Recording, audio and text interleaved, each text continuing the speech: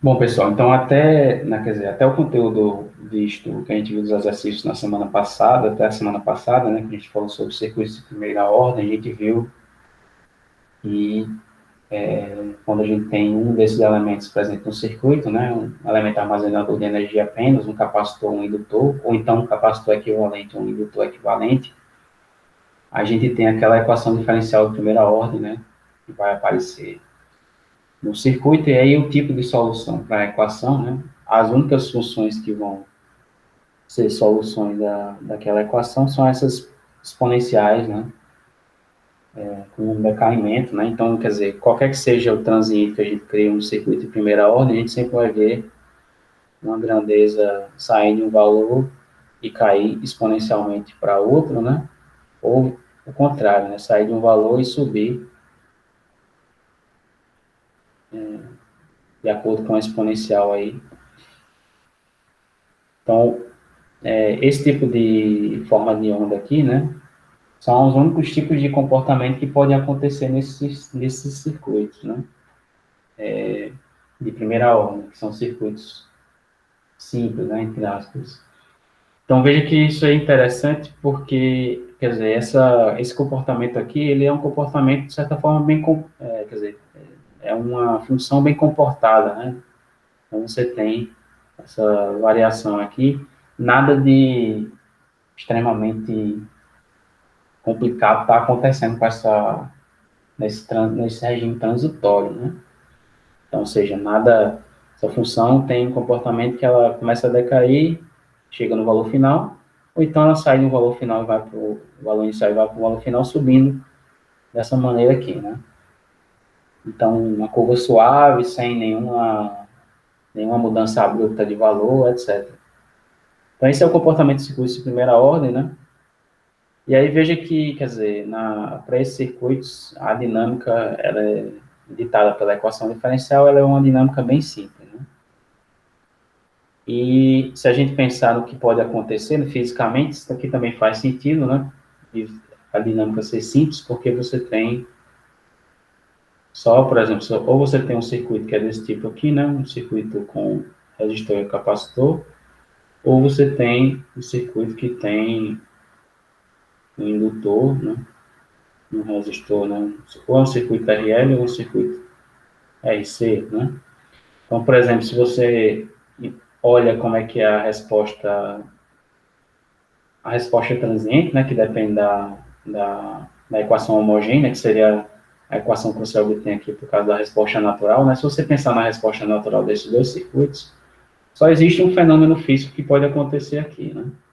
E esse fenômeno físico é o seguinte: eu ter inicialmente uma energia armazenada no capacitor aqui, no caso do circuito RC, e essa energia ser entregue para o resistor, né? Então, a única coisa que acontece nesse circuito aqui é o capacitor descarregar uma energia, né? Descarregar uma carga que ele tem guardada no resistor, e só, né? Nada mais pode acontecer, porque não tem nenhuma outra fonte de energia aqui no circuito.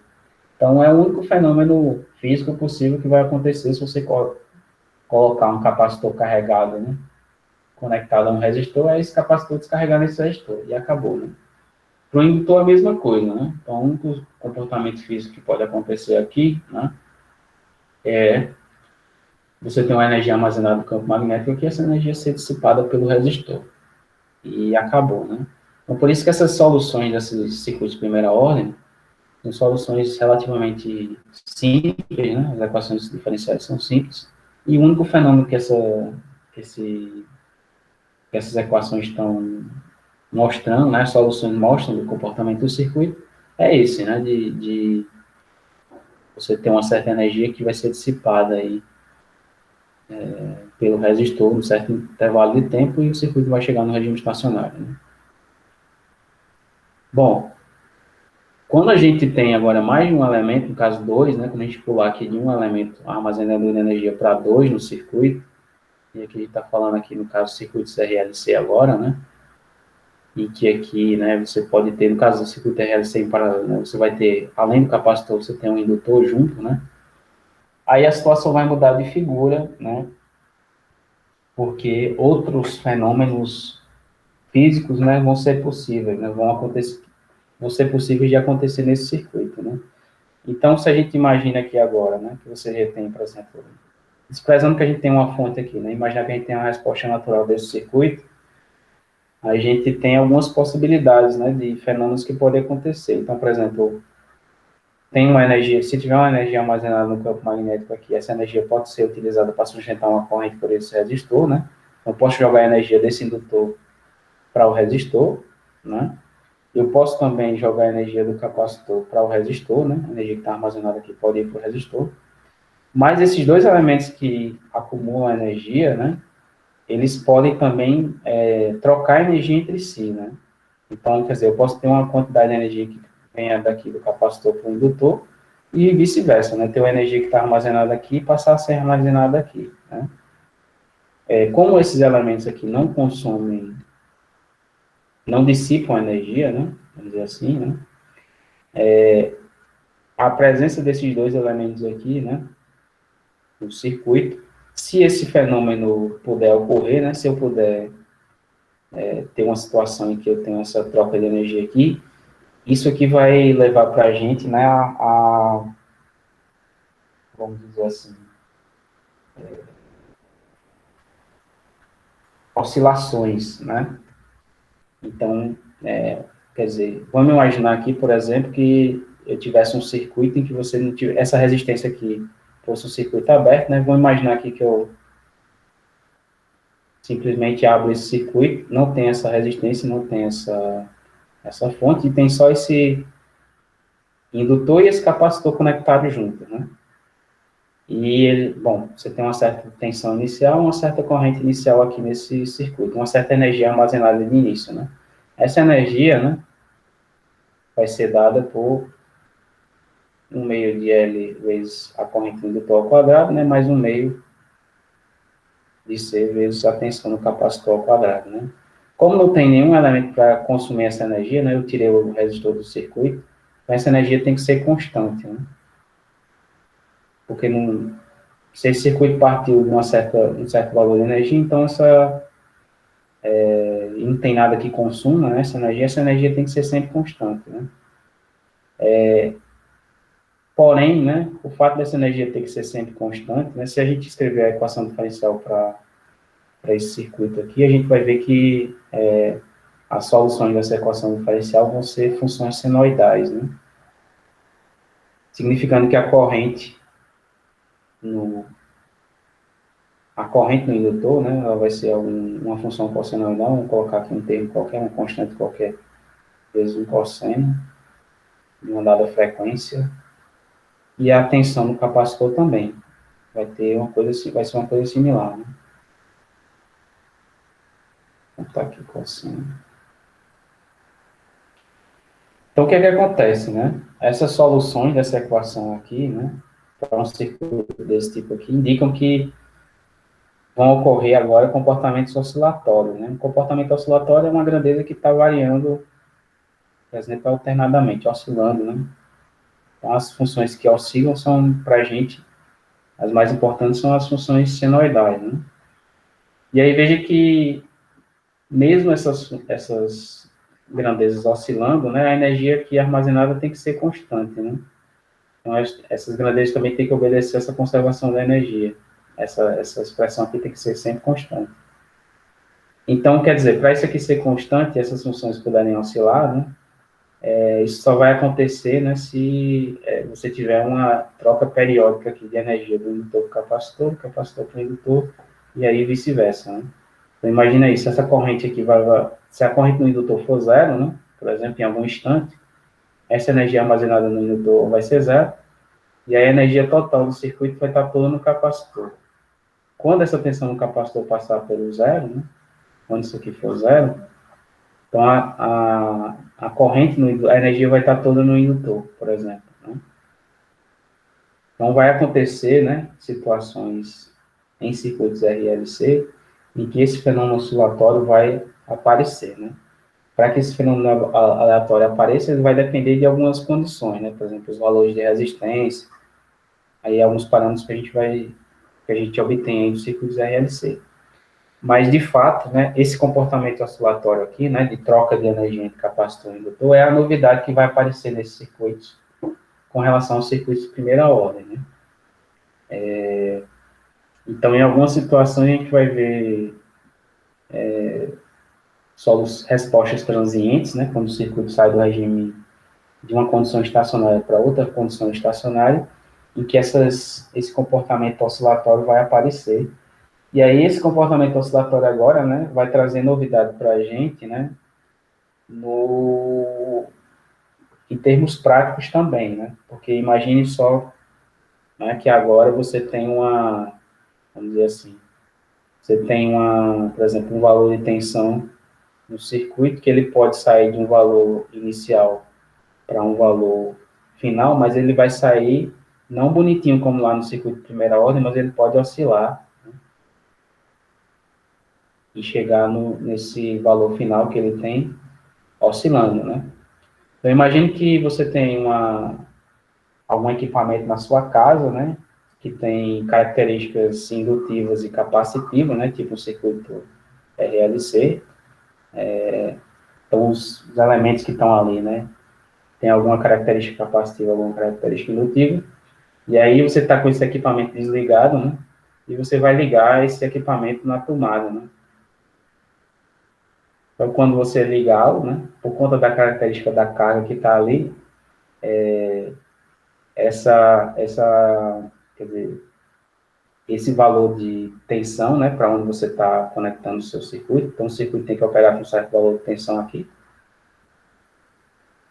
Só que quando você ligou lá a fonte, né, sei lá, a fonte do seu computador, a fonte da sua televisão, essa tensão ela saltou, mas ela não saltou bonitinha como no circuito de primeira ordem, né? Vou até colocar aqui como saltaria no circuito de primeira ordem, né? Seria um salto assim, né, para chegar no valor final, mas ela deu um salto, né? Inclusive, a oscilação fez com que aquele valor de tensão assumisse valores aí mais altos do que o valor para onde ele está indo, né? O valor de regime. Por que isso aqui quer dizer, por que isso aqui é uma coisa nova para a gente, né? Porque agora, né, se isso aqui pode acontecer no circuito, aí, dependendo da utilidade daquele circuito, né, isso aqui pode não trazer problema nenhum para a gente, pode ser alguma coisa que o circuito pode viver com aquilo ali, né?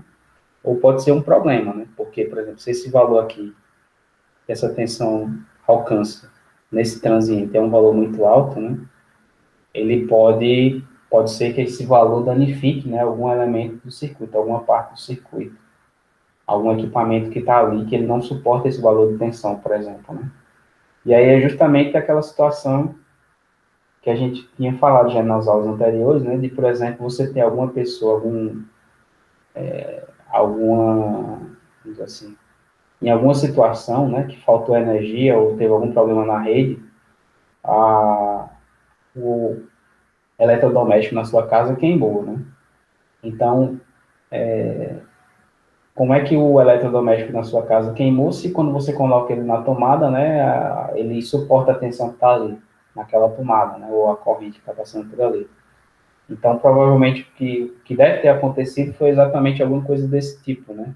Houve algum problema no circuito, né? Então, o circuito tentou desligar ou ser religado, né? Então, por exemplo, faltou energia e depois o sistema foi retornar, né, a conexão, o abastecimento de energia na dada região do bairro, do seu bairro, da sua cidade. E aí, durante esse processo, por exemplo, a tensão que foi aplicada lá no seu equipamento quer dizer, o seu equipamento foi exposto a um transiente desse tipo aqui, né? Que você tem essas oscilações. E aí o valor de tensão lá que esse transiente atingiu foi maior do que que o seu equipamento suportava e ele queimou, né? Que é justamente, geralmente, o que acontece, né, nesses casos. Então veja que para um circuito de primeira ordem, esse fenômeno nunca aconteceria, né? Porque essas soluções aqui oscilatórias nunca apareceriam na resposta da equação diferencial. Só que aqui, quando você tem um circuito de segunda ordem, já pode acontecer esse tipo de coisa, né? E aí, no ponto de vista prático, né? O exemplo mais, assim, mais próximo aí da realidade, onde isso aqui é importante, é justamente nesses cuidados, né, que a gente tem que ter quando liga ou desliga algum tipo de circuito que possa ter características próximas a de um circuito RLC, por exemplo. Né? Então, novamente, né, é por isso que a gente precisa estudar esses comportamentos transientes e é por isso que eles são importantes, né, porque na prática, você entender o que é que vai acontecer com dado circuito quando você aplicar ligar, né, ou desligar, por exemplo, aquele circuito, vai ser importante, porque, obviamente, né, você pode estar numa situação em que você precisa ligar um equipamento caro, vamos dizer assim, numa indústria, alguma coisa do tipo, e esse procedimento precisar ser cuidadosamente verificado para ver se vai causar algum transiente, né? E se, por exemplo, os equipamentos conectados ali vão sofrer, ou o próprio equipamento que você está tentando conectar vai sofrer algum transiente que possa danificar, né, aquilo ali. Então, quer dizer, o primeiro passo para entender como esses fenômenos acontecem é entender o funcionamento do circuito RLC, né? E por que que esse tipo de fenômeno acontece. E aí, a partir daí, as disciplinas mais para frente, né, quem for trabalhar em alguma coisa do tipo, vai ver algumas coisas mais aprofundadas. Mas, fundamentalmente, né, esse fenômeno já começa a ficar claro para vocês de onde é que ele vai aparecer, é justamente das equações diferenciais que aparecem nesses circuitos, certo? Alguém tem alguma pergunta até aqui?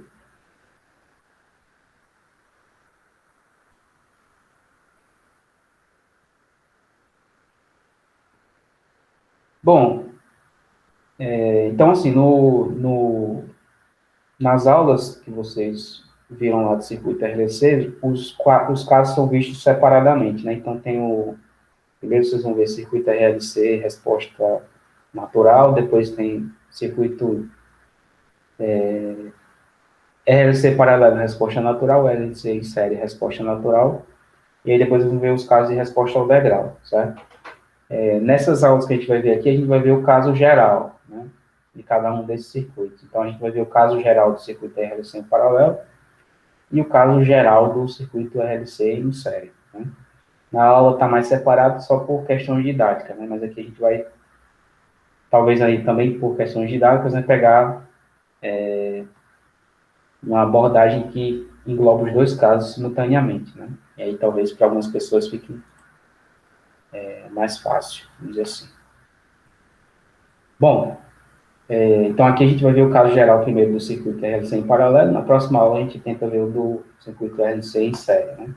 São muito próximos, né? Porque a equação diferencial é basicamente a mesma, muda alguns parâmetros. Mas se a equação diferencial que a gente obtém é a mesma, né?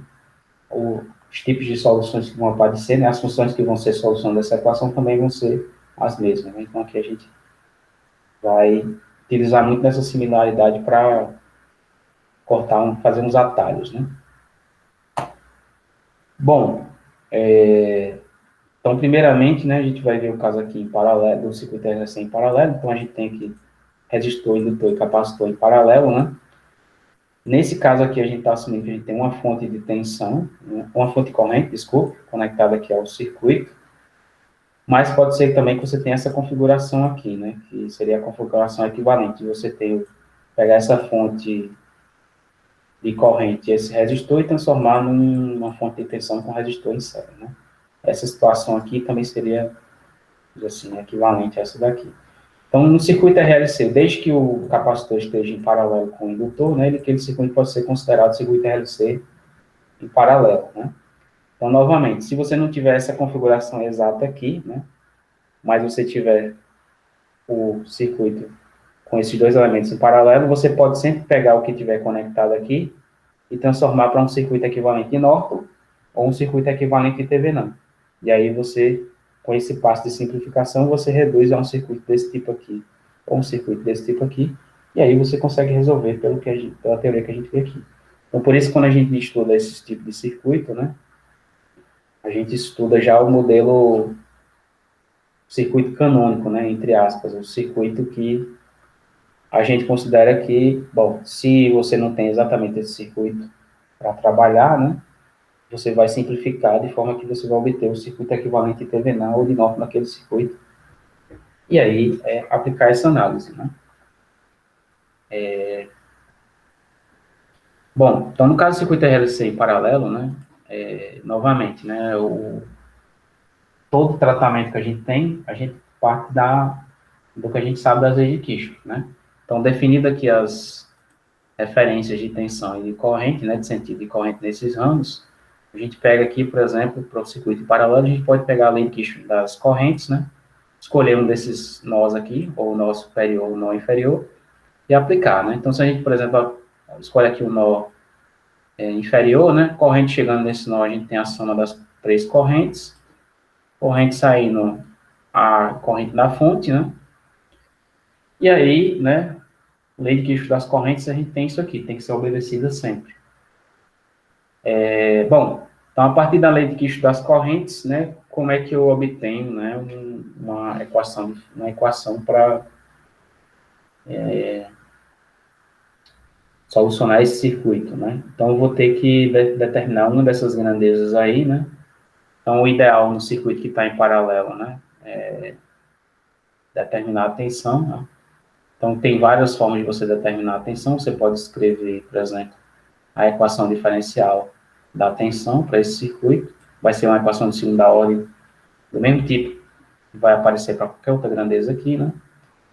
Você pode determinar a corrente em algum desses elementos e depois determinar a tensão pela relação entre tensão e corrente desses elementos.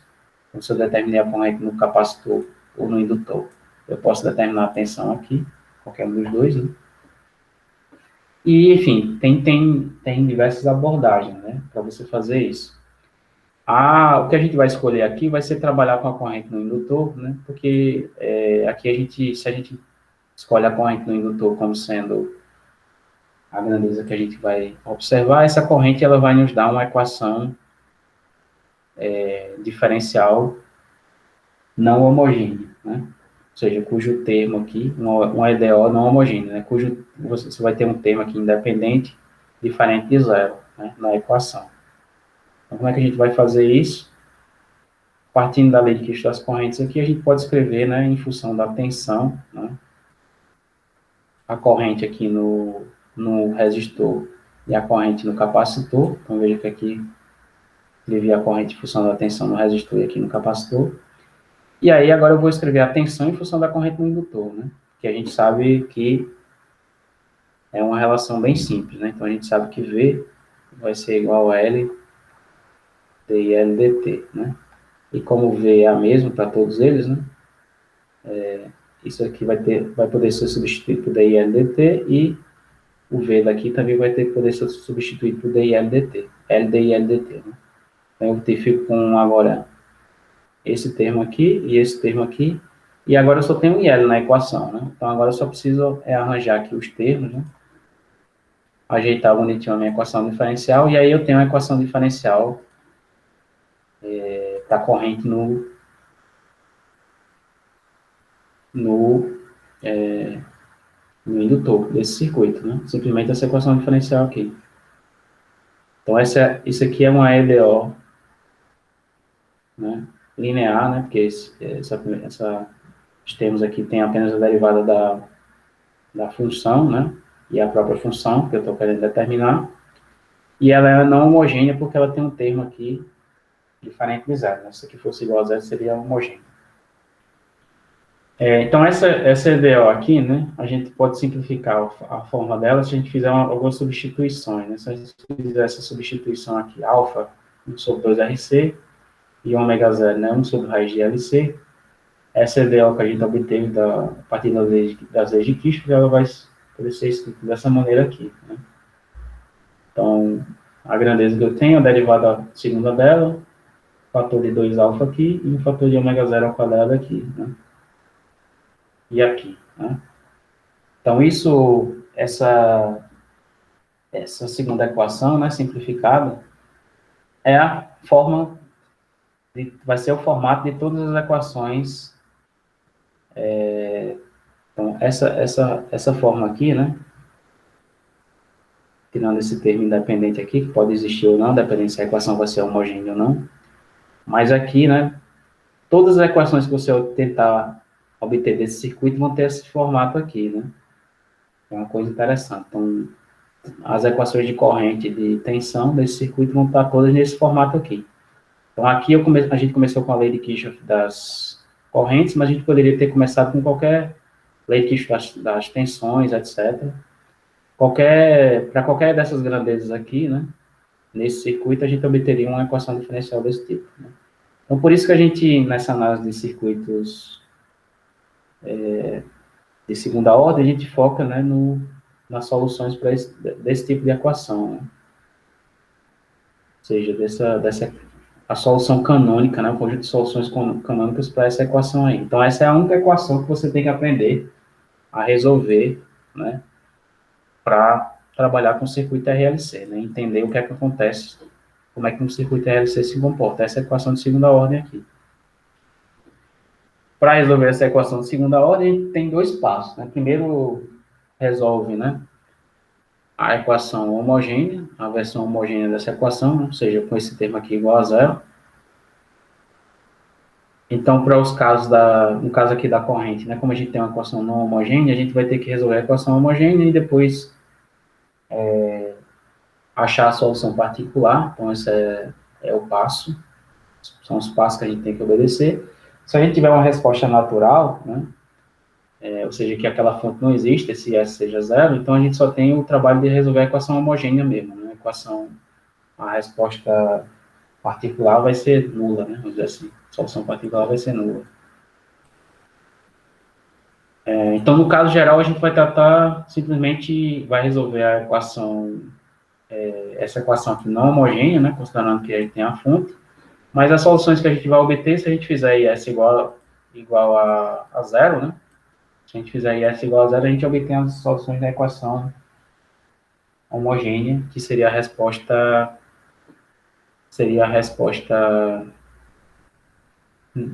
natural do circuito, né. Bom, então, da teoria de equações diferenciais que vocês devem ter visto, para você resolver essa equação, você vai ter que primeiro achar a equação característica, né, as raízes da equação característica. No caso aqui, você vai ter o polinômio de ordem 2, né, que vai depender aqui desse parâmetro alfa e ômega zero, as soluções dessa equação, né, fórmula de Bhaskara diretamente, né, então você vai ter dois valores de S que vão solucionar essa equação característica, e aí as soluções da equação característica vão ditar, vamos dizer assim, a forma geral da solução dessa equação diferencial. Então, como você tem três situações para a solução dessa equação característica, ou seja, essas soluções aqui podem ser reais e distintas, podem ser reais e idênticas, né? E podem ser complexas, né? Se o discriminante aqui for negativo, e você vai ter um número complexo como o número complexo e o conjugado dele, né? Como sendo essas soluções dessa equação característica. E aí, cada uma dessas situações vai nos dar um comportamento particular para o circuito, né? Então, as grandezas vão se comportar de uma maneira particular em cada uma dessas situações. Então, a gente sempre analisa o comportamento do circuito, RLC, dividindo esses casos, né? Vendo cada um desses casos particulares. Então, a gente tem o primeiro caso, que é o caso em que essas raízes são reais e distintas, né? Então, a forma geral da solução vai ser essa daqui. A gente vai ter duas exponenciais, né? Uma com a exponencial de cada uma dessas raízes aqui. E aí a combinação linear dessas exponenciais, mais um termo aqui de valor final, né? Uma solução particular para IL. Isso aqui vai nos dar a solução daquela equação diferencial, né? Então, nessa situação de você ter raízes reais distintas, essa solução geral vai estar nessa forma aqui, né? E aí o seu trabalho, né? Bom, você sabe a equação diferencial, né? Sabe como obter as raízes da equação característica, e aí analisando as raízes da equação característica, você vai determinar o tipo de resposta que esse circuito vai ter. Então, se as raízes forem raízes distintas, a forma da resposta já vai ser essa daqui, né? Então, as funções que vão atender aquela equação diferencial vão estar nesse formato aqui. E aí, a sua última tarefa, né? Uma vez que você já determinou S1 e S2, né?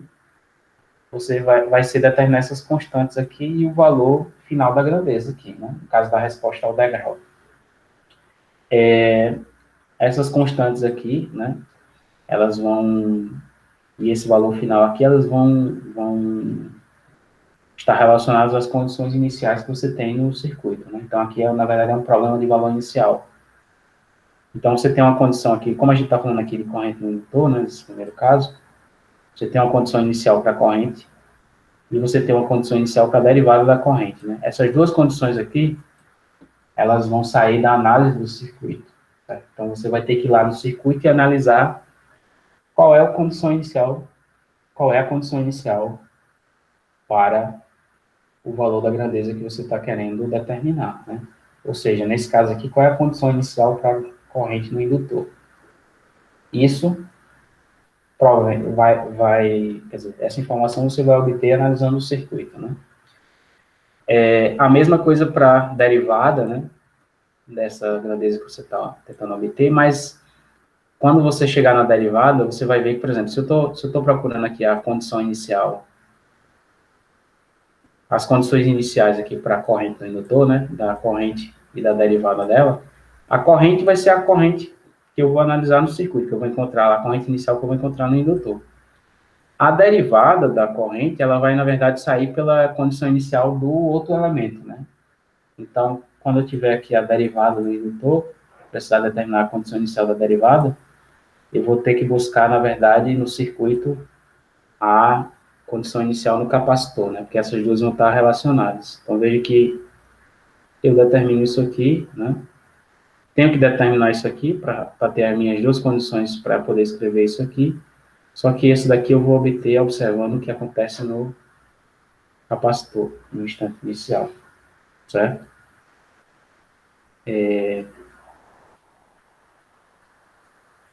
Então, essas condições iniciais vão ser necessárias e também o valor final da grandeza, né? Que vai entrar também nas contas aqui, certo?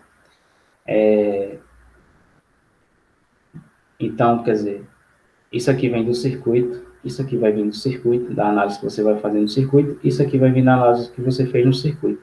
Determinadas essas três informações aqui, agora você pode montar esse sistema, né? Junto com essa informação das raízes aqui que você já tem. Você vai montar um sistema de equações, e esse sistema de equações vai sair da fórmula geral, né? Porque se você substituir a condição inicial aqui nessa expressão, né? T igual a T0, essas exponenciais aqui vão para 1, então você vai ficar com A1 mais A2 mais isso aqui, igual à condição inicial da corrente, né? Então fica com uma equação, duas incógnitas, né? A1 e A2, são as condições, são os parâmetros da solução que você tem que determinar. E se você derivar essa expressão aqui, né? E substituir T igual a T0, né? Derivada disso aqui vai ser zero, derivada disso aqui vai ser exponencial. E aí multiplica isso aqui por S2, isso aqui por S1, substituir T igual a T0, você vai ficar com essa equação aqui de baixo, né? Da derivada. E aí, bom, duas equações, duas incógnitas, você vai poder determinar quem é A1 e A2. E aí, bom, determinados A1 e A2, você determinou tudo que você, todas as informações que você precisaria para determinar essa corrente aqui. Né? A1, A2, S1 e S2 determinados já anteriormente, e o valor final da grandeza, no caso aqui da corrente no indutor. Certo? Então, no livro não tem essa parte aqui, mas aqui eu já coloquei, né? Porque quando você coloca esse sistema de equações, né? Você já pode, daqui mesmo desse sistema, obter a solução, né? Obviamente, quer dizer, isso aqui daria um sistema 2 por 2, que é fácil de resolver. Se você fizer uma substituição aí de variáveis, né? Você vai isolar cada uma delas, né? Você vai obter essas expressões aqui para 1 e A2, aqui, por exemplo, nesse caso do caso superamortecido, né? Raízes reais e distintas. Então, posso obter uma expressão para 1 e outra para 2 diretamente dos parâmetros do circuito. Então, veja que aqui, né? Vai entrar tensão inicial no capacitor, aqui, aqui. Corrente inicial no indutor, aqui, aqui. Corrente final no indutor, aparece aqui. E aí, S1 e S2, né? Que são as raízes da equação característica. Vão aparecer também na expressão. Então, todos esses parâmetros você determina do circuito, né? Da análise do circuito. E aí, sabendo a expressão geral, né, você vai...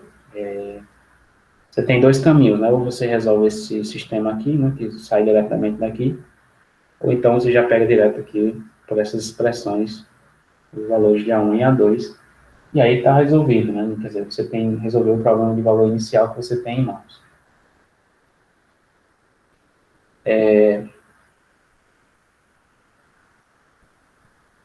Então, a própria forma de você resolver a equação diferencial já lhe dá uma receita, né, de como você vai ter que trabalhar nesses problemas, né? Você começa analisando qual é a grandeza que você quer determinar. Para aquela grandeza, você vai ter que determinar que tipo de EDO está associado a ela, né? A gente viu que vai ser sempre um EDO dessa forma aqui, sempre vai ser um EDO dessa forma aqui, né? Independente da grandeza, vai ser um EDO dessa forma aqui. E aí esses parâmetros alfa, ômega zero vão sair do circuito, né? Parâmetros do circuito. Então, determinado esse EDO, agora você tem que determinar a solução dela vai depender das raízes da equação característica, né? Vão haver três casos, como a gente falou. Primeiro caso aqui, caso de raízes reais distintas, você vai ter uma forma geral, e aí, identificada essa forma geral, agora é determinar os parâmetros, né? E estão associados aí ao problema de valor inicial. Então, para isso, você vai ter que determinar as condições iniciais e condições finais do circuito, montar um sistema de equações envolvendo esses parâmetros que está aqui, e isso resolver, né? A solução já está aqui, inclusive. E aí, você determinou a grandeza de corrente que você, no caso aqui, a corrente indutor que você precisaria, certo? Então, assim, embora você tenha que trabalhar aí com equações diferenciais, né? Nesse caso, né, para trabalhar com esse tipo de circuito, o procedimento é sempre o mesmo, né? Então acaba virando aí mais até um método naquela lista de método das tensões de nó e método das correntes de malha, que, né, na maior parte do tempo, né, em se tratando do circuito RLC em si, né, vai ser apenas mais uma receita de passos aí que vocês têm um algoritmo fechado para você obter essas grandezas, né. Então, ou seja, chegou nesse circuito aqui, né, você tem uma sequência de passos para encontrar a solução dele, né, determinar essas grandezas. A maior parte do pessoal que se confunde, né, nesses problemas herda, né, a confusão do primeiro estágio, né, porque, como eu falei, né, se você não tiver o circuito exatamente como sendo esse circuito canônico aqui, você vai ter que simplificar, aplicar algum método de resolução, tipo circuito equivalente Thevenin, né, e fazer análise em regime estacionário, por exemplo, também, e aí que o pessoal se complica mais, né?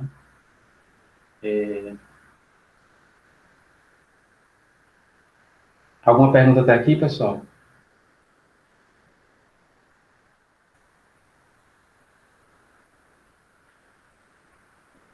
Bom, então, como eu falei, né, tem três casos aí. Para cada um dos casos, né, que a gente tem, analisando as raízes, a gente tem um tipo de resposta. Então, tem um caso super amortecido, que você tem essas exponenciais. Então, aqui é um tipo de resposta que é similar à resposta do circuito de primeira ordem, né, só são exponenciais que decaem. Mas a gente tem também um caso subamortecido, né, que é quando o discriminante lá da, das raízes, né, da equação característica é negativo. E aí, no caso, você tem raízes, né, S1 e S2 são raízes complexas, né, e aí agora a forma geral da solução vai ser essa daqui, né. Eu não vou entrar em detalhes por quê, porque isso aqui já está tratado lá na aula assíncrona, né, mas veja que agora a gente aparece alguns termos em seno e cosseno, né, que são funções oscilantes, né, oscilatórias. Então, aquele comportamento que eu falei para vocês, agora vai aparecer nessa situação, né? Para esse circuito aí. Então, nessa condição de comportamento subamortecido, a gente tem agora grandezas que vão variar e vão oscilar, né, com o passar do tempo. E aí a gente já viu qual é a implicação que isso tem na prática, né? Em circuitos que têm esse tipo de característica. Bom, então aqui novamente você vai ter alguns parâmetros para determinar. No caso aqui, os parâmetros da equação da solução geral B1 e B2, né? Ômega D, assim como alfa, né? São parâmetros que você obtém do circuito. E, novamente, o valor final da grandeza aqui também vai entrar, né, na história. Então, o mesmo procedimento, né? Você agora, com as condições iniciais que você vai obter da grandeza do circuito, você vai montar um sistema de equações para determinar esses parâmetros aqui, né? Então, nesse caso aqui, você tem esse sistema de equações, né? O valor inicial da corrente somado com B1 igual a IL infinito, né? Como é que você sabe disso aqui? Bom, é só substituir T igual a T0 aqui, cosseno dá 1, seno vai dar 0, você fica com essa equação aqui, né? E essa exponencial também dá 1. Se você derivar isso aqui e substituir T igual a T0, você vai ficar com essa expressão aqui do lado direito, né?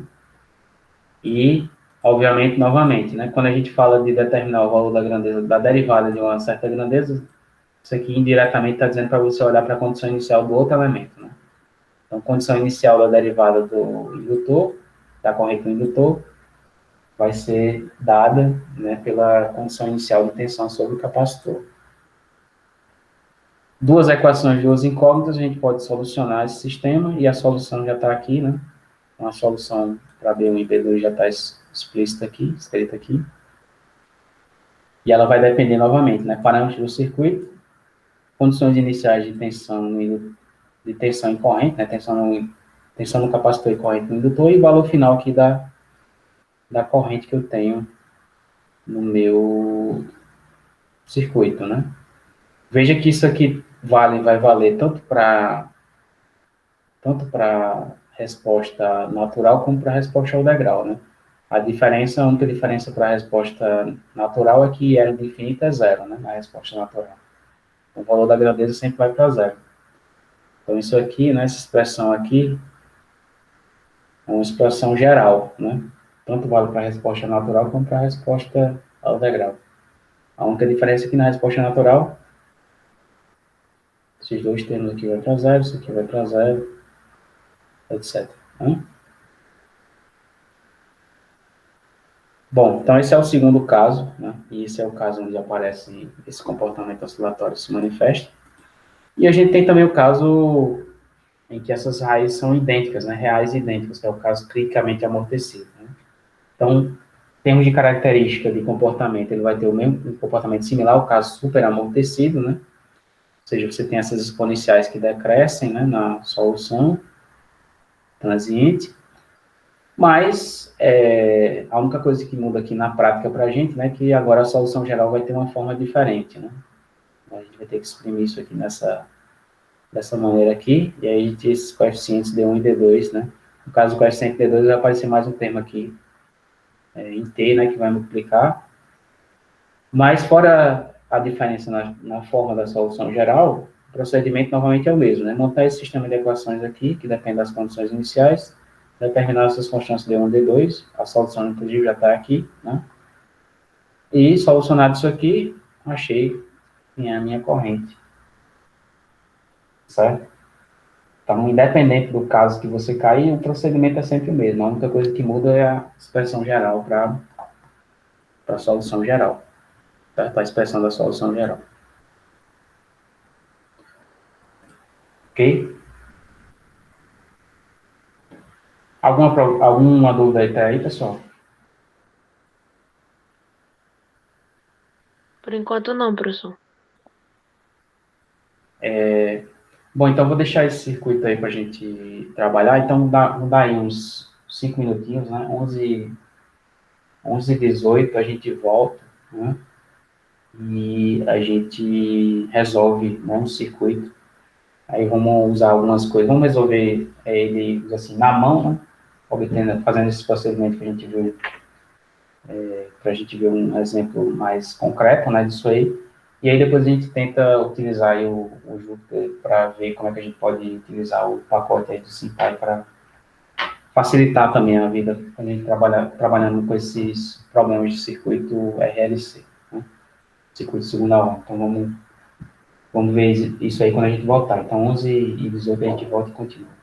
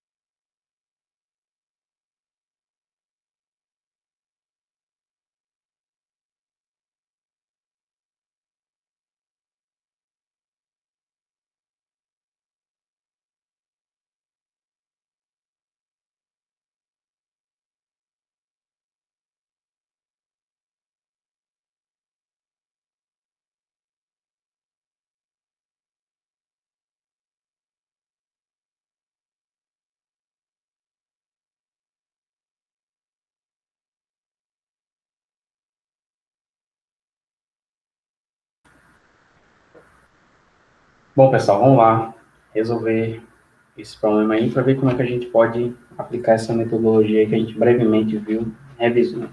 Viu que fez uma revisão aí, né, do que o conteúdo que está lá na aula 5, A5, desculpa. Bom, então, esse problema aí, né, nós temos esse circuito, certo? Então, temos um circuito aí que tem, a primeira coisa que a gente já nota, né, nesse circuito aqui, a gente tem esses elementos aqui estão associados em paralelo, né? Então, temos um circuito com indutor e um capacitor, os dois estão associados em paralelo. Né? Então, aqui a gente já sabe que a gente vai ter que trabalhar com o que a gente conhece do circuito RLC em paralelo. Né? Então, já é o primeiro ponto. Então, nesse circuito aqui, né, é dito para a gente o seguinte, bom, essas chaves aqui, 1 e 2, né, elas estão abertas aí já há um longo intervalo de tempo, já um instante de tempo muito longo, né? Ou seja, né, se essa chave aqui está aberta, né, primeiramente isso aqui não influencia nada no circuito, né, está fora, e essa corrente aqui ela está passando aqui pelo circuito, né. Se essa chave aqui fechar, por exemplo, essa corrente vai ter que ficar circulando nesse curto, né, porque eu estou basicamente fazendo curto na entrada dessa fonte. Mas aqui está dizendo que ela está aberta, né, então letra A, né, o item A diz o seguinte, né, em t igual a zero, né, t0 igual a zero, essa chave aqui fecha, né, e essa aqui continua aberta. Essa aqui continua do jeito que está, essa daqui vai fechar, né. E aí pede para a gente determinar como é que essa tensão no capacitor vai se comportar, né, quando, no instante após, né, para T maior do que zero, zero mais, que é o instante imediatamente após ao chaveamento, né. Então esse é o problema que a gente tem. Então vamos lá para o nosso circuito, né? E vamos ver aqui o que é que a gente tem que fazer, né? Então, primeiramente, né? A gente já sabe que isso aqui é circuito RLC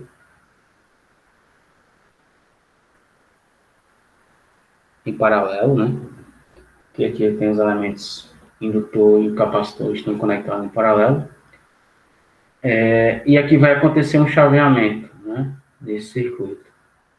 Então, bom, primeira coisa que eu tenho que determinar, né? É quem é, né? Eu preciso determinar as condições iniciais, né? De indutor e capacitor no momento imediatamente após o chaveamento, né? Ou seja, eu tenho que determinar quem é a tensão sobre o capacitor no instante zero mais, que tem que ser igual à tensão do capacitor no instante zero menos, né? Imediatamente antes do chaveamento. Então, isso aqui eu preciso determinar. E eu preciso determinar quem é a corrente no indutor no instante zero mais, que tem que ser igual à corrente no indutor no instante zero menos, né? Então, esse é o primeira situação que a gente tem que analisar. Para a gente analisar isso aqui, a gente vai ter que analisar o que estava acontecendo no circuito antes do chaveamento, né? No instante zero menos, imediatamente antes do chaveamento. E aí a gente vai ter que escrever, a gente começa escrevendo o diagrama de circuito, né, para esse circuito, nesse instante, né? Então,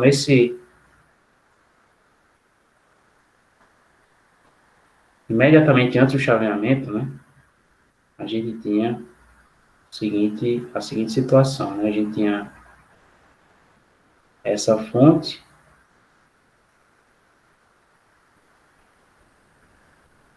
esse resistor, esse indutor e o capacitor, né? Então, esse é o circuito que a gente tinha, né? Conectado ao indutor e ao capacitor, imediatamente antes do chaveamento acontecer, ou seja, imediatamente antes de eu fechar essa chave aqui. Veja que isso aqui está fora do circuito, né? Porque não está nem conectado. Então, nem coloquei aqui. Então, a gente tinha isso aqui, 6 amperes.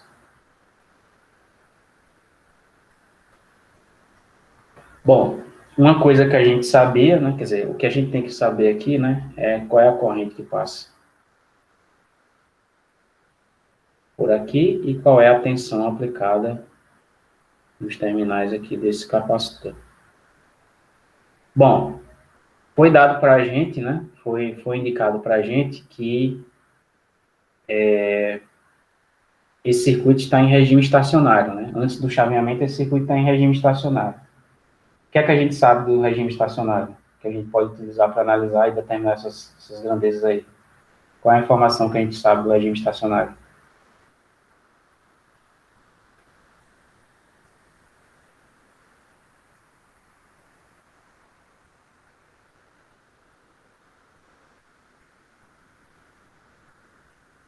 E aí, pessoal? Como é que a gente faz a análise do regime estacionário? Um elemento, um circuito que contém indutores e capacitores.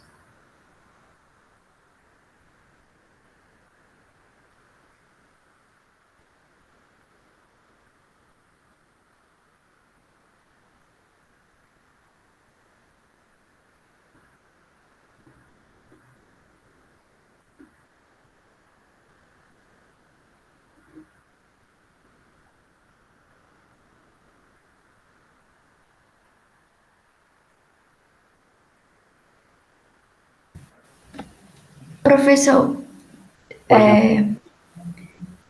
se, se a gente mudar essa fonte de corrente para uma fonte de tensão, aí vai ficar esses dois resistores em série. Aí, quando a gente fizer em série, a gente vai ter uma fonte vai deixar só um resistor, aí deixa uma fonte de tensão, e aí a fonte de tensão seria é, a tensão do indutor e do capacitor. Não, não é isso, não é isso. Assim, o que é que não é, eu não estou nem falando ainda dessa parte do circuito, né? Então, a gente está falando aqui de análise de regime estacionário e circuito com indutor e capacitor, né? Coisa que a gente já, quer dizer, na primeira aula de indutores e de capacitores, esse assunto é tocado. Inclusive, a gente teve uma aula que a gente fez um exercício especificamente tratando disso, né? Então, qual é a consideração que eu tenho que fazer quando eu vou analisar um circuito que tem capacitores e indutores e eu digo que aquele circuito, um circuito de corrente contínua, né? E eu digo que aquele circuito está em regime estacionário. O que é que eu sei? Que o indutor vira um curto e o capacitor vira um circuito aberto. É exatamente isso, né? Então, daqui, pessoal, primeira coisa, né?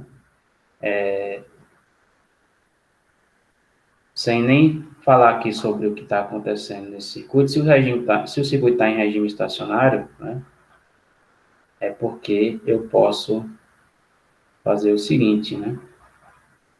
Esse meu indutor, eu substituo ele por um curto, e o meu capacitor, eu substituo ele por um circuito aberto, né? Então, se vocês estão se enrolando ainda com isso, né? Vocês têm que apertar aí no estudo aí para a prova, viu?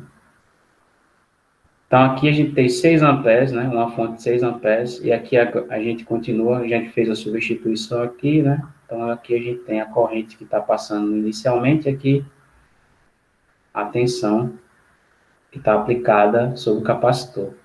Aí pergunta para vocês, né? Quem é a tensão inicial para esse circuito aqui que a gente tem, quem seria esse valor inicial de tensão no capacitor? Um capacitor zero. Zero, né? Por quê? Porque o capacitor está em paralelo com o indutor. Então, se o indutor é um curto, a tensão dele tem que ser zero, né? Obviamente. Então, aqui já sai o primeiro valor, né? E a corrente L vai valer quanto? Quanto é que vai valer essa corrente L aí? O divisor de corrente aí. Esse... Aqui a gente tem um divisor de corrente, né? Porque essa corrente de 6, né? Tá chegando aqui, ela vai se dividir em duas, né? Esses dois resistores aqui agora estão em paralelo, né? Então, essa corrente vai se dividir e, quer dizer, para a gente calcular esse divisor de corrente aqui, né? Vai ser, vou colocar aqui em cima, então, IL,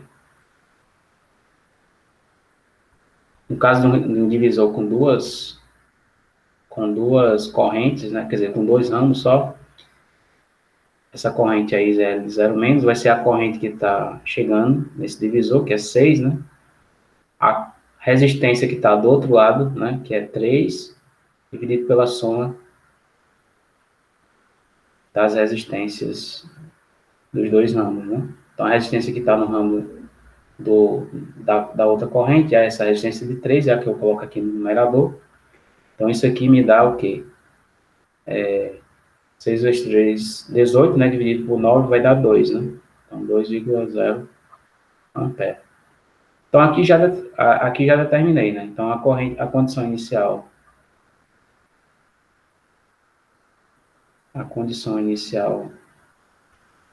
dessa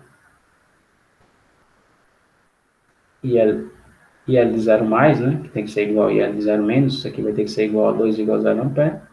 E a tensão inicial no capacitor, 0, 0 volts. Então, tá aí já duas informações que eu preciso para obter a solução da minha equação diferencial, né? Então, já está o primeiro ponto. Então, fiz a análise do que estava acontecendo no circuito antes do chaveamento, né?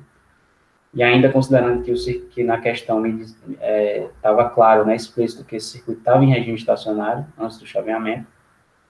E aí eu obtive as condições iniciais de corrente no indutor e de tensão no capacitor, certo?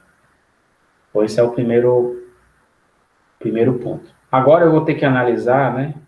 Eu já tenho as condições iniciais, agora eu tenho que saber o que é que vai acontecer no circuito após o chaveamento, né? Então, preciso obter agora o meu circuito equivalente, né?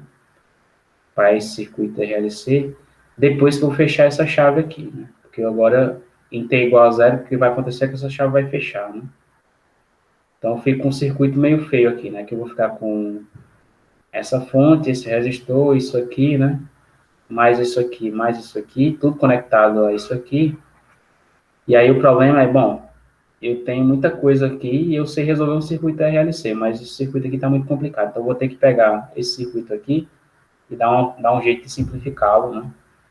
Para ele cair no circuito RLC que a gente consiga trabalhar. Então, depois, né, vou colocar aqui para T maior que 0 mais, né? Ou seja, imediatamente após o chaveamento, o circuito que eu tenho, né, agora em mãos é esse aqui. A gente vai ficar com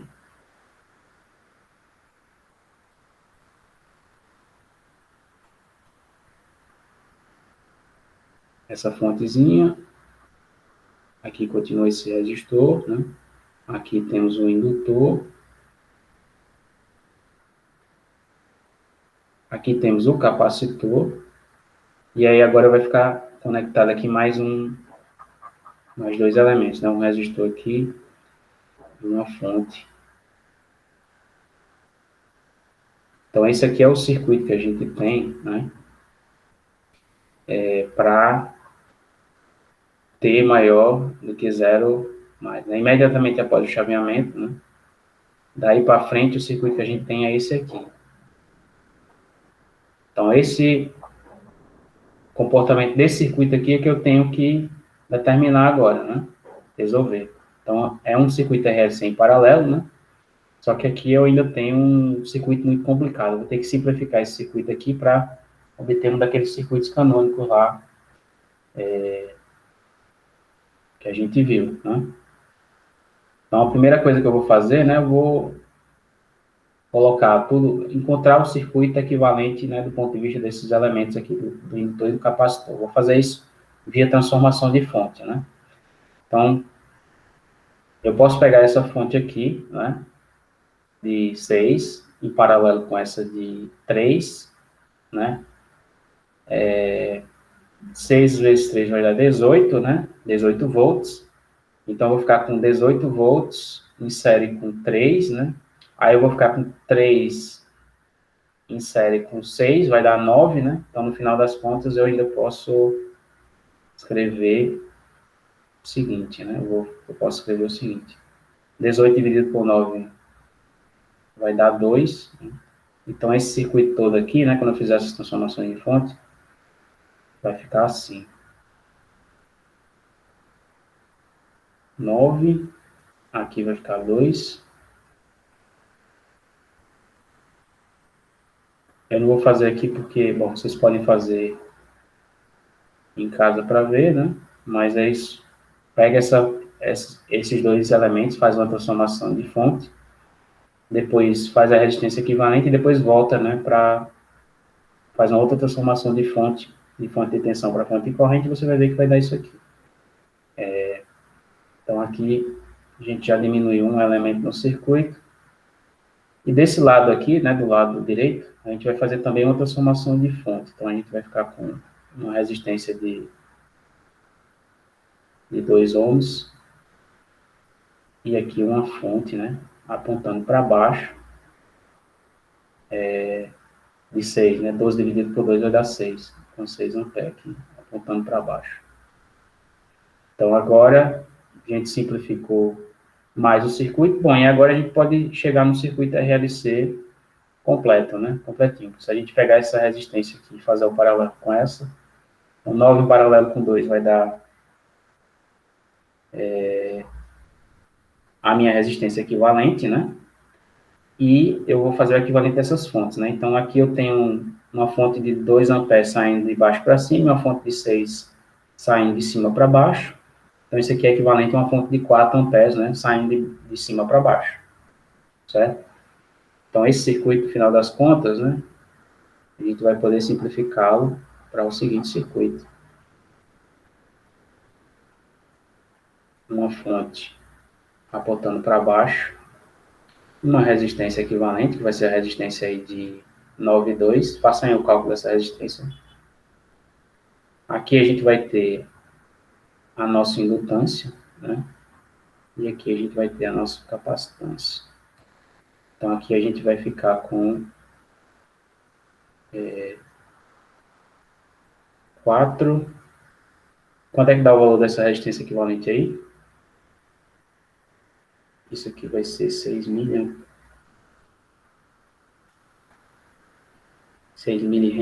e a capacitância vale 0,5 milifarad. Só lembrando aqui que aqui a gente tem a nossa corrente L e aqui a gente tem a nossa tensão VC, né? Então a resistência dá 1,64, né? Isso mesmo. Aqui vai dar 1,64 ohms, certo? Ok, então simplificado esse circuito, né? A gente agora chegou no circuito que tem uma fonte de corrente, uma resistência, uma indutância e uma capacitância em paralelo, né? Eu sei as condições iniciais, né? De tensão aqui, de corrente aqui. E agora eu tenho o meu circuito RLC aqui como que a gente tinha conhecido antes, né? Como a gente sabia antes, né? Circuito RLC em paralelo, como a gente tinha visto na análise antes. Então, com esse circuito aqui, agora eu consigo trabalhar, né? Porque agora eu sei que a gente vai poder determinar, né, alguns parâmetros que vão nos dizer qual tipo de resposta que esse circuito vai ter, né? Então, o primeiro parâmetro que a gente pode determinar aqui é a frequência de amortecimento, né, ou a frequência de Netter. Para o circuito RLC em paralelo, isso aqui vale 1 sobre 2RC, né? Tem muita gente que confunde isso aqui, o paralelo com o sério nas avaliações, né?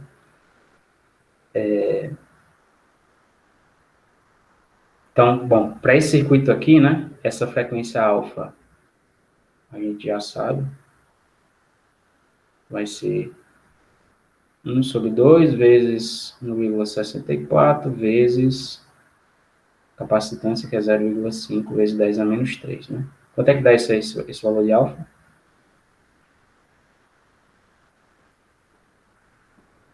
Aproximadamente dá quanto?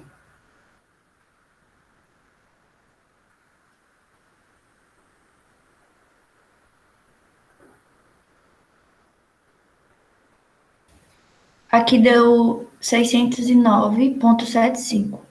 Então, 609,75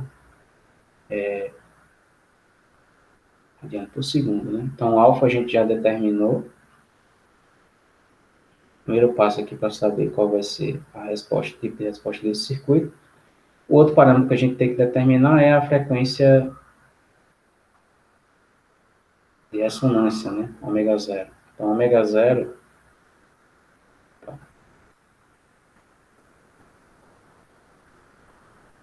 zero, para a gente é sempre, né? Independente do tipo de circuito, se é paralelo ou sério, mas é 1 sobre raiz de LC. E aí, no caso, né?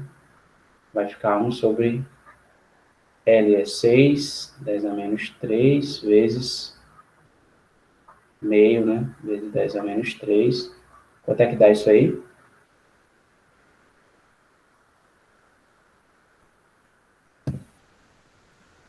577,35. 577,35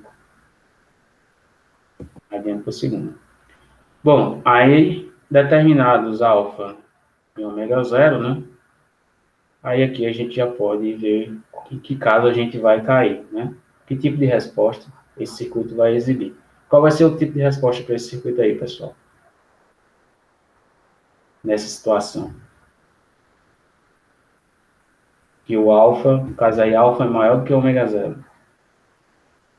Eu acho que é super amortecido. Você tem alfa, nessa situação aqui a gente tem alfa, né?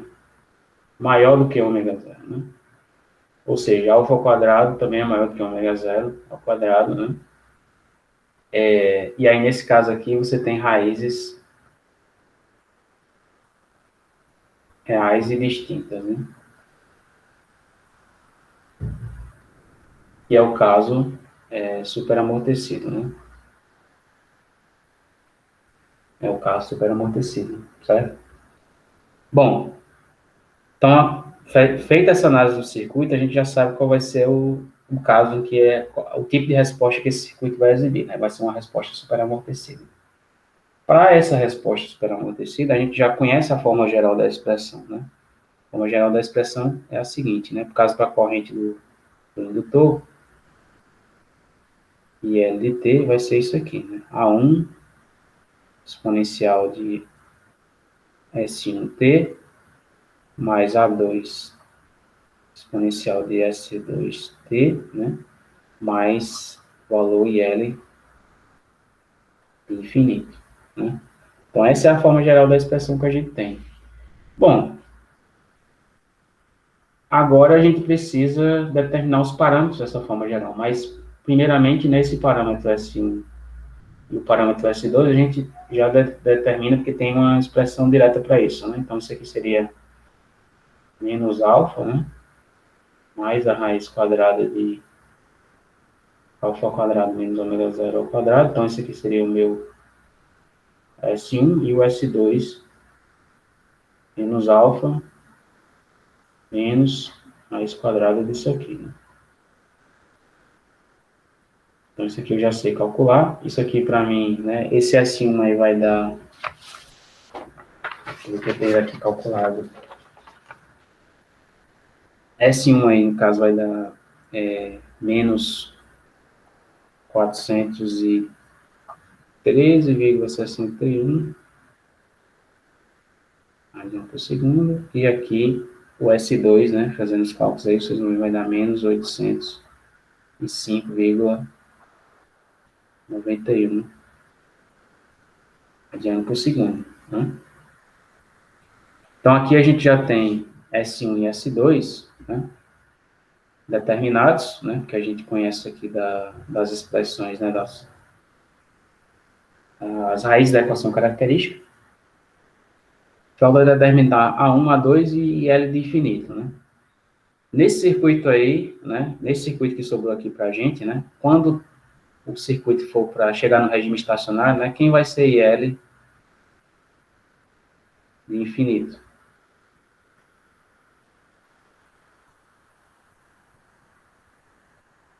Essa corrente L do indutor, qual é o valor que ela vai assumir quando o T for para infinito nesse circuito aí?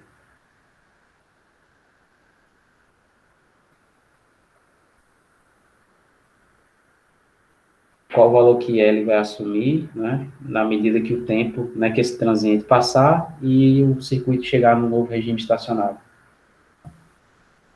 Ela vai zerar, professor? A corrente zeraria se você tivesse o circuito com uma resposta, quer dizer, não dá para fazer essa, quer dizer, qual é o raciocínio que você utilizou para dizer que essa corrente vai zerar? Eu tinha pensado que com o tempo o indutor ele ia descarregar, não ia ter energia para durar tanto tempo. E essa fonte aqui de corrente no circuito? Até a fonte, verdade. Isso aí acontece sempre que a resposta for natural, mas aí aqui sobrou uma fonte no circuito, né? Então isso aqui, na verdade, é uma resposta ao degrau. Né?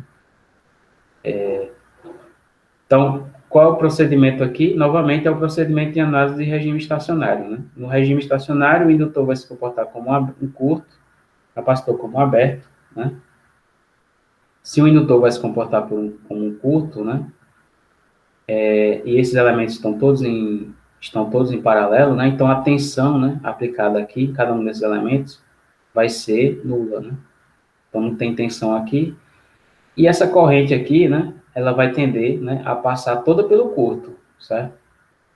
Porque se eu estou curto-circuitando uma fonte de corrente, né, essa corrente vai passar toda por esse curto. Então, essa corrente aqui, né, ela vai fazer, agora, no regime estacionário, né, ela vai fazer esse percurso aqui, né, vai passar todo pelo indutor que virou um curto. Certo? Aqui, o capacitor é um aberto, né, obviamente. Esse resistor aqui está fora, né, porque ele está com os terminais curto-circuitados também, então não passa corrente por ele. Toda a corrente passa aqui pelo curto, certo? E aí, qual vai ser o valor final dessa corrente? 4? É 4, tem que olhar as referências que estão no circuito, né? A referência que Menos foram... 4, quer dizer. Então, exatamente. Então, aqui, né, essa corrente vai dar menos 4, né? Porque essa fonte vai estar indo nesse sentido aqui, mas o sentido que eu adotei de referência é isso aqui. Então, o valor final dessa corrente aqui vai ser, na verdade, menos 4, né? Não 4. Então, tem muita gente que erra isso aqui, né? Novamente, é outro tipo de erro comum aí nas provas, né? Bom, determinei isso aqui, determinei S1 e S2, então aqui já está, metade do caminho já está andado, né? Falta determinar agora A1 e A2, né? Então, novamente, para determinar A1 e A2, a gente vai ter que ir para as condições iniciais, né? Se eu substituir t igual a zero aqui nessa expressão, né?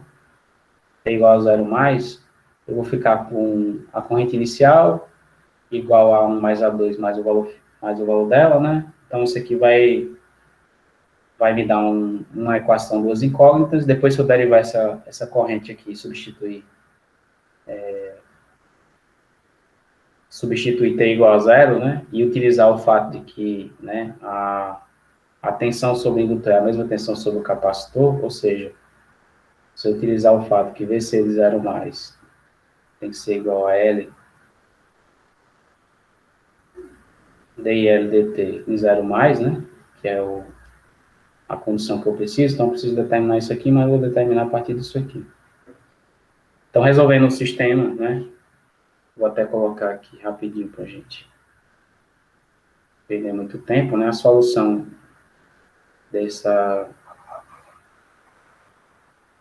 aqui desse problema vai ficar o seguinte, né? A gente vai ficar com, para o caso, né?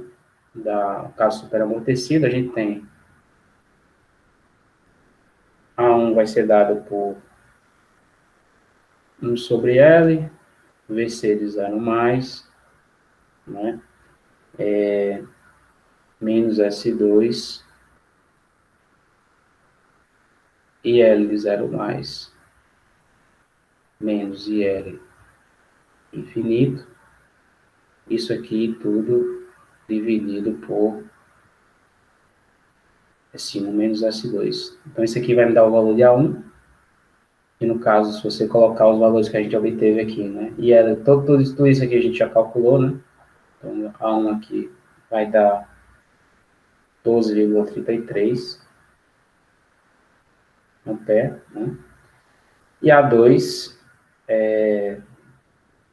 vai ser essa mesma expressão aqui, só que a única mudança é que, em vez de mais S2, vai ficar aqui, menos S2, desculpa, vai ficar mais S1. Então, A2 é a mesma expressão, 1 sobre L, VC de 0 mais S1, e L de 0 menos IL de infinito, né? Aqui, S1 menos S2, certo? Então, nesse caso aqui, né, o A2, colocando os valores que a gente encontrou nessa fórmula, vocês vão obter, né, menos 6,33 amperes, certo? Bom, aqui são os últimos parâmetros que a gente precisava para determinar a resposta, né? Então, solucionando aí esse sistema, obtendo essas respostas aqui, agora a gente pode escrever a expressão, né, para essa corrente. Então, a expressão final para a corrente, né, no indutor, A1, né, 12,33, exponencial de S1 menos 403, né, menos 403,16T, somado com A2 vale menos 6,33, né, exponencial de menos 805,91 vezes T, somado com o valor final, mas o valor final, na verdade, é menos 4, né? Então, eu vou colocar aqui menos 4.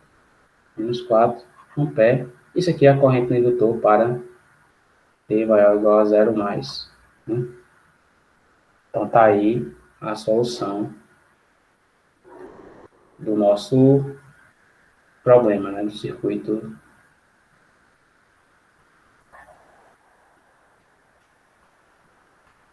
Do circuito RLC, né? O problema do circuito RLC que a gente tinha. Então, veja que aqui a gente escolheu trabalhar para determinar isso aqui, né? Uma vez que a gente determinou isso aqui, a gente determina os outros, né? Veja que na letra A, o que é pedido, na verdade, é para a gente determinar essa tensão aqui. Aí pergunta, como é que eu determino essa tensão aqui, já que eu sei essa corrente? Como é que agora, a partir dessa corrente que eu determinei aí, eu determino essa tensão?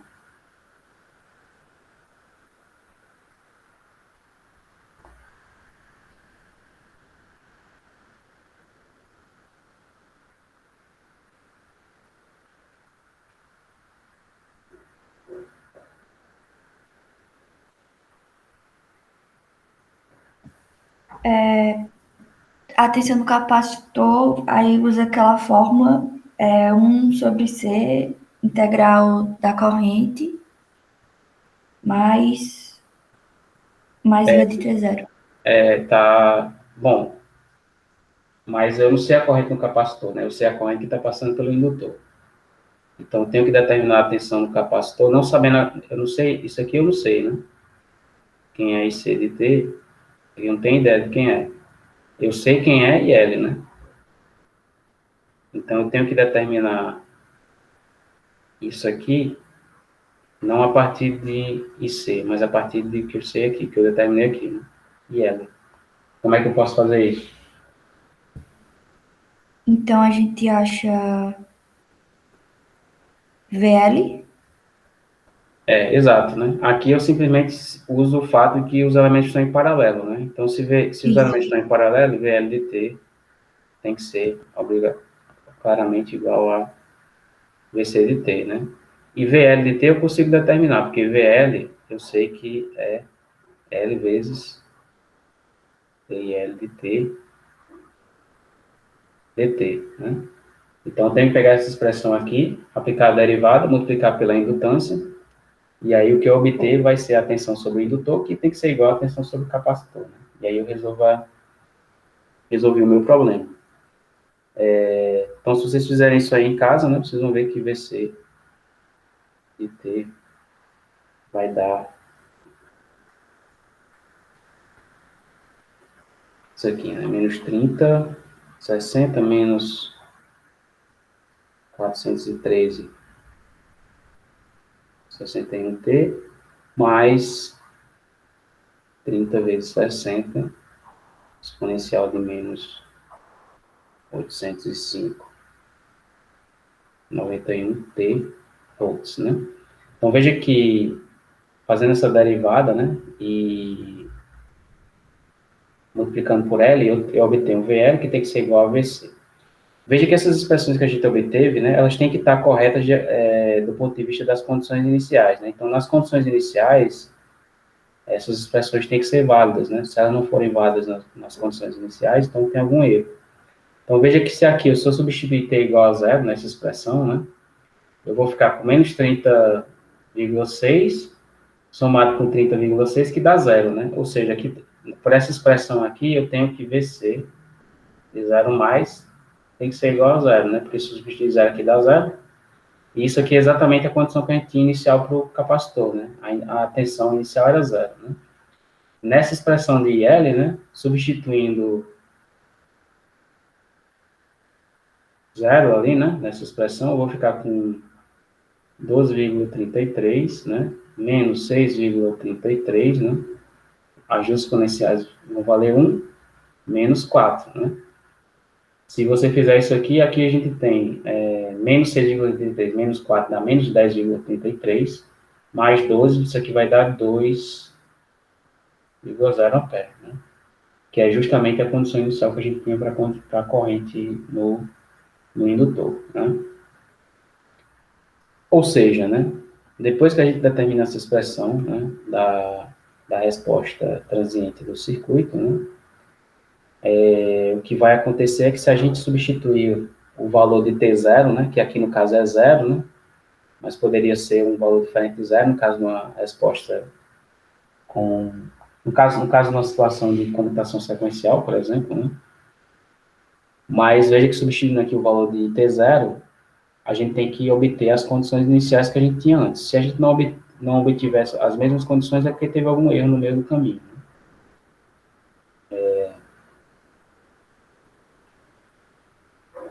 Então, quer dizer, quando você obtém essas expressões, é uma forma de você testar se você fez o procedimento correto, né? Se você não errou alguma coisa no meio do caminho. Então, forma de testar suas soluções. Uma outra coisa interessante de notar aqui, né, que reduz bastante o trabalho aí quando vocês estiverem mexendo com esses problemas, é o seguinte.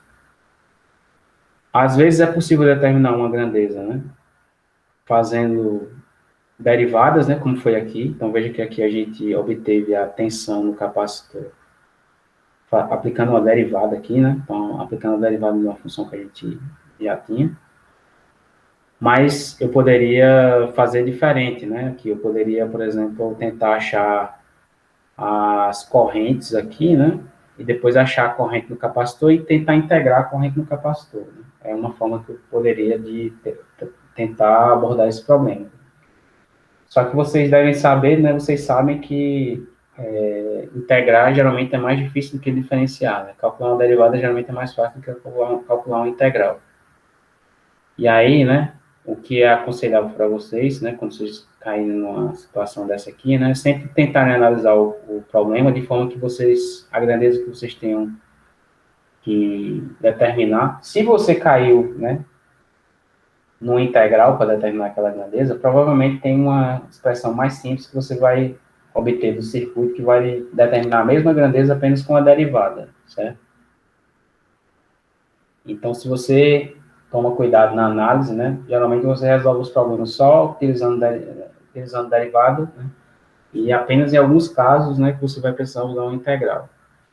Mas o pessoal que, enfim, às vezes descuida disso, né, às vezes cai numa integral mais complicada, integral por partes, etc., né, na resolução dos problemas, e não vê que se tivesse aplicado a lei de Gibbs das tensões numa malha, aquele aquela tensão, aquela corrente, né? Por exemplo, sairia com uma derivada simples, né?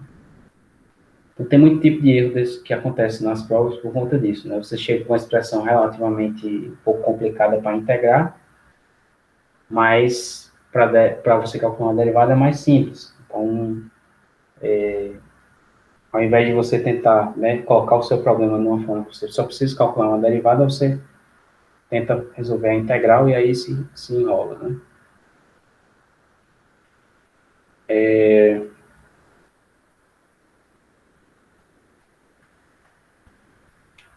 Bom, então, isso aqui foi um exemplo inicial, certo, de como a gente pode trabalhar com esse circuito RLC em paralelo. Novamente, né, o procedimento de resolução desses circuitos é sempre o mesmo, né? Você vai ter que analisar o circuito, o que é que estava acontecendo antes do chaveamento. Provavelmente o circuito estava em regime estacionário, tem que fazer análise de regime estacionário. Depois, determinadas as condições iniciais, determinar o circuito, o que é que vai acontecer no circuito após o chaveamento, né? Qual é o circuito equivalente que você tem após o chaveamento. Com esse circuito equivalente, você vai determinar o tipo de resposta, né? Superamortecida, subamortecida, criticamente amortecida. O tipo de resposta vai lhe dar a forma geral da solução, e aí você vai ter que determinar os parâmetros dessa forma geral. Com os parâmetros, como você faz isso? Você vai utilizar as condições iniciais que você sabe, de tensão no capacitor e corrente no indutor, então são os parâmetros que você precisa, e depois você vai ter que analisar também os valores finais dessas grandezas, né? No caso aqui a gente teve que analisar o valor final, né, da corrente no indutor, e aí a gente viu que essa corrente aqui, né, no regime estacionário, assumiria um certo valor, que é o que você também precisaria para utilizar a solução geral, né? É um dos parâmetros requisitados na solução geral. Então, assim, nunca esse problema escapa, né, disso aí. O que confunde, né, quer dizer, obviamente tem um pessoal que se confunde com isso, né, mas, assim, o ponto maior de confusão nesses problemas é justamente o que está no meio, né. E quando você fala de análise de circuito em regime estacionário, né, tem muita gente que ainda se enrola, né, embora é uma coisa que tenha sido discutida aí desde praticamente as primeiras aulas do segundo estágio, né? Como é que o indutor se comporta em regime estacionário, né? Como é que o capacitor se comporta em regime estacionário? E essas simplificações de circuito equivalente TV não, né? Então, esse circuito aqui, por exemplo, não tinha nenhuma fonte independente. Se tivesse, teria que fazer uma análise mais, talvez um pouco mais extensa, né, desse circuito equivalente de TV não, etc, né? Então, são esses os problemas aí que a gente vê nas provas, né? Então, uma boa parte desses problemas é falta de exercício, né? Falta de resolver questões. Bom, alguma dúvida? Tô tranquilo, professor. Ok, eu vou só fechar aqui, encerrar a gravação.